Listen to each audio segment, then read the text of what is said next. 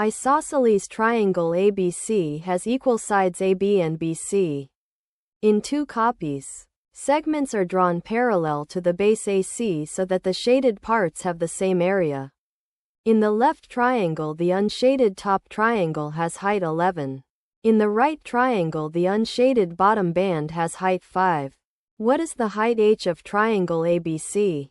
The choices are 14.6, 14.8, 15, 15.2, and 15.4.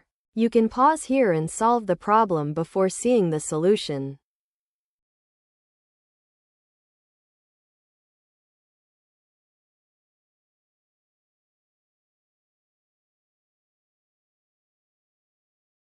Areas of similar triangles scale as the square of their heights.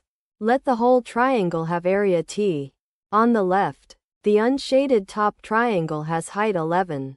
So the shaded region is T times 1 minus 11 squared over h squared. On the right, the unshaded bottom band has height 5.